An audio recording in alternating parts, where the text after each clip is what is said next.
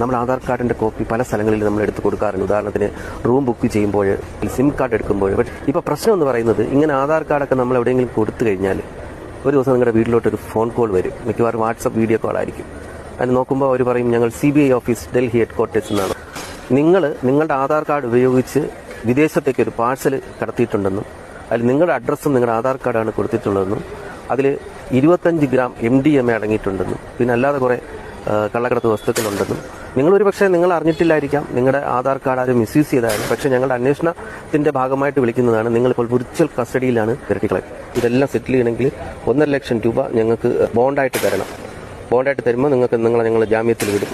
അതുകൊണ്ട് ഇനി നിങ്ങൾക്ക് അങ്ങനെ ഒരു വാട്സപ്പ് വീഡിയോ കോൾ വരികയാണെങ്കിൽ പറയണം, നിന്റെ കുഞ്ഞമ്മയും കൂടെ ചേർത്ത് അറസ്റ്റ് ചെയ്യണം. കാരണം നിന്റെ കുഞ്ഞമ്മയും ഞാനും കൂടെയാണ് ഈ പാഴ്സൽ സെൻഡ് ചെയ്തതെന്ന് അറിയാവുന്ന മലയാളത്തിലും ഹിന്ദിയിലൊക്കെ ചേർത്ത് പറയണം. തുമാര കുഞ്ഞമ്മേ മേര പാസേ എന്നൊക്കെ പറഞ്ഞ് ഹിന്ദിയിൽ അടിച്ചു വന്നിട്ട് ഫോൺ കട്ടിയിട്ട് പോടാ പുല്ലെന്ന് പറഞ്ഞ് നിർത്തണം. ഈ ലോകം മൊത്തം ചതിവും വഞ്ചനയാണ്. അതിൽ നിന്ന് എങ്ങനെ രക്ഷപ്പെടാന്നുള്ളത് ഈ വക്കീലെണ്ണം പറഞ്ഞു തരും. അതുകൊണ്ട് ഫോളോ ചെയ്യാൻ മറക്കരുത്. ഫോൺ കട്ടിയത് ഉടനെ താഴെ കാണുന്ന ടോൾ ഫ്രീ നമ്പറിൽ വിളിക്കുക.